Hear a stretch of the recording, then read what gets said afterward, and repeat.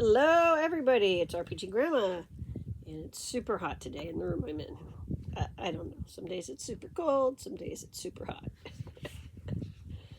So, um, Star Frontiers, Alpha Dawn, expanded rules. All right, robot skills is what we were up to. A robot expert specializes in robots. Robots are complex, mobile machines that are designed to perform specific jobs. Many types of robots are available. 8 common types are described in the equipment section. The referee can create new types if he wants them. The robotic skills has 9 sub-skills: identify, add equipment, repair, activate, deactivate, remove, security lock, list functions, alter function, and alter mission. If the robot is of an alien design, then the robot's expert has a negative 20% modifier on his rolls to perform these sub skills. A character must have a Robocom kit to work on a robot. Robot levels. There are 6 levels of robots. Robot level indicates how complex it is. High level robots can perform more complicated jobs. Level 1 robots can do only simple jobs. They have been pre-programmed for some specific job and usually cannot do any other job. They cannot communicate and often are nothing more than moving self-operating appliances. An example of a level 1 robot is a maintenance robot that washes and waxes the floor of a building each night. Robots that are level 2 can handle several simple jobs. They can receive and follow radio commands in binary machine language sent from some other machine, such as a robot brain or a computer. An example of level 2 robot is a heavy machine that digs into and smashes up rock, then separates out flecks of gold. Level 3 robots can do more complicated jobs. In addition, all robots that are level 3 or higher can talk and follow verbal instructions. If these instructions disagree with the robot's programming, it will ignore the orders. Level 4 robots can act semi-independently. Their programs are flexible, letting the robot accomplish specific goals using different methods. When asked, "How do I get to the starport?" one level 4 service robot might give verbal directions, while another might photocopy a city map and mark the proper route on it. Level 5 robots can act independently and give orders to other robots.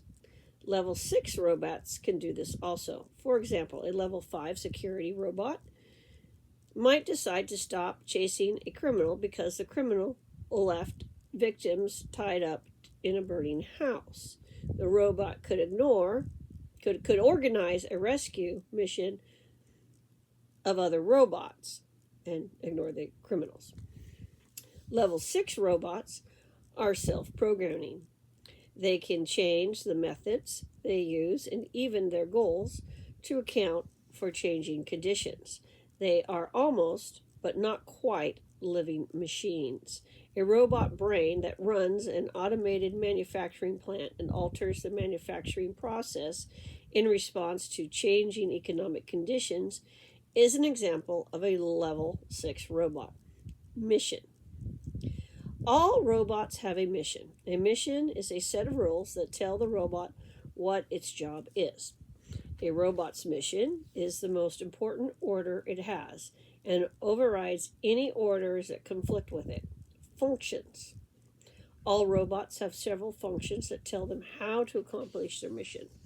Low-level robots cannot make decisions, so their functions must be very specific instructions. Higher level robots can make decisions for themselves, so their functions can be more general statements.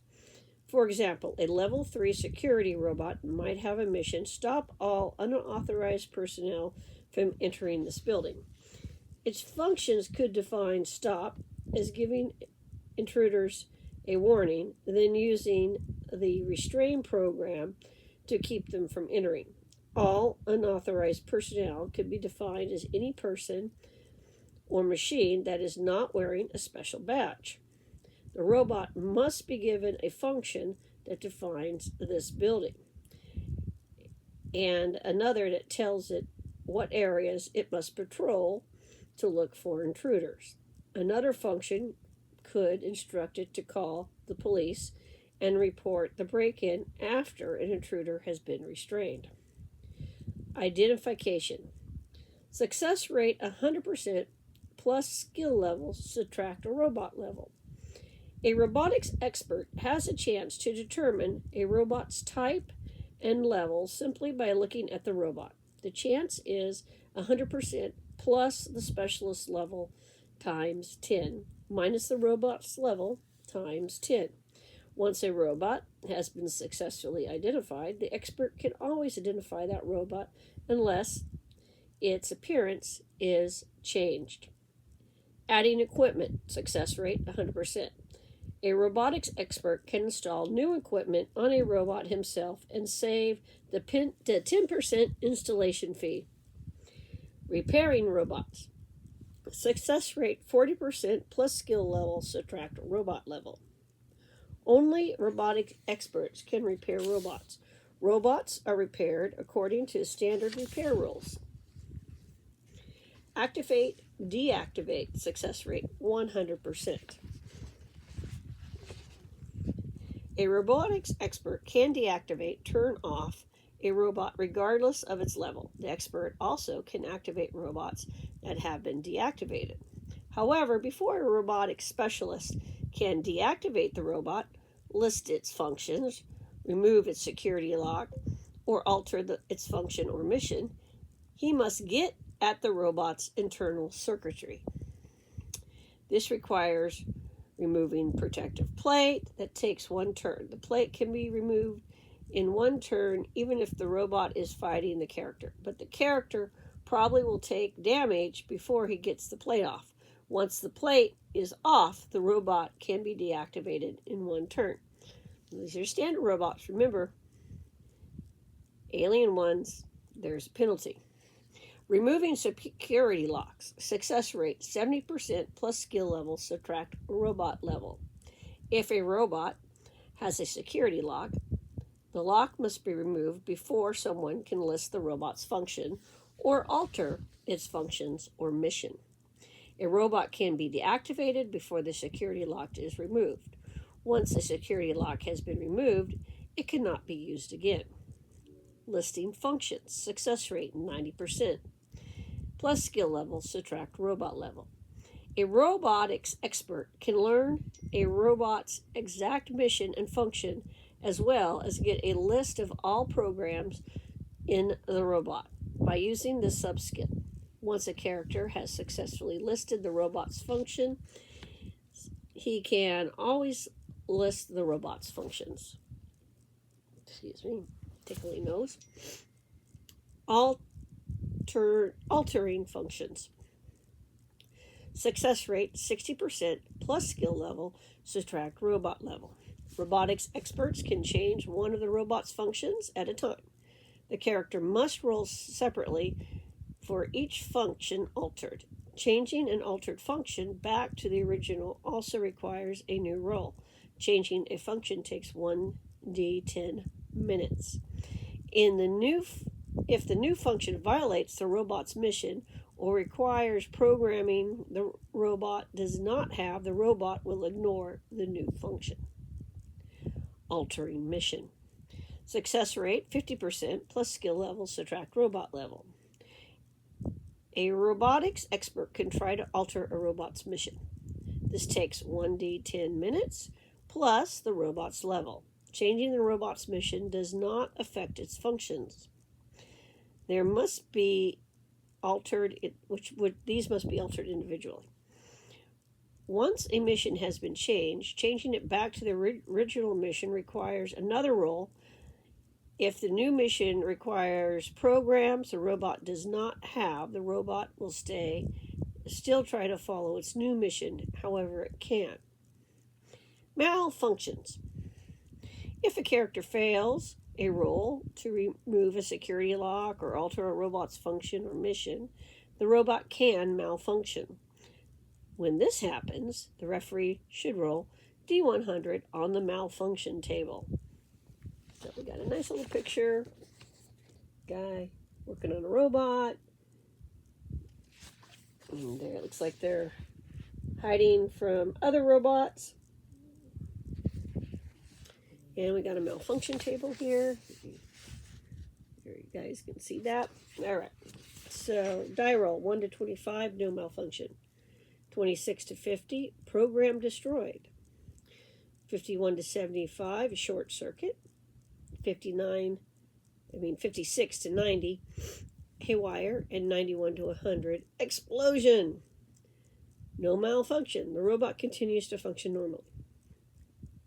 Program destroyed. One of the robot's programs, picked randomly by the referee, has been destroyed. The robot cannot perform any functions requiring that program. If all the programs in the robot are destroyed, the robot shuts itself off. Short circuit. The robot is still operating, but has been damaged. For example, a robot with a short circuit might stop suddenly every other turn, or rattle and spark while it works. Haywire. The robot is completely out of control. It might attack at random, spin in circles, recite the Gettysburg Address, or do anything else the referee thinks fits the situation. Explosion. The robot's para battery explodes, causing 2d10 points of damage, multiplied by the power battery's type to the robotics expert. Now, the next section is technician skills. So we'll do that separate because, I'm reading rules and that's just riveting and bound to get me more subscriptions, right? Because it's just so exciting. So we'll do technician skills the next video. Then we'll move on to the biological skills, which include environmental, medical, and psychosocial. So we're almost through the machine stuff. Now, I did want to point out right here, just randomly, that the second set of rules that Star Frontiers has is Nighthawks, and that's all the spaceship stuff.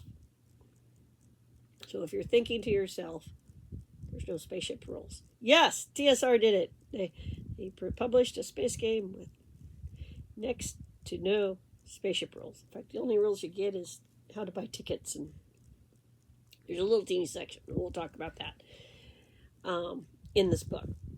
So, yes and no. Basically, your PCs in this version of the game are not spacers. The next bit of information, they have all the spacer stuff. And then there's Zebulon's Guide, where they make some radical changes to the game. And then the game got canceled. And then there's all the adventures that add things in as well to the rules and stuff. And then there's everything the fans did. So when you put it all together, that's kind of like the whole Star Frontiers box. But there's Frontier Space as well. And then there's also Space Probe and Star Empires, which do have a tie-in to Star Frontiers. So, which predate all of that. So I'm going to try to cover it all. Just delve into TSR space, And then there was some D20 stuff.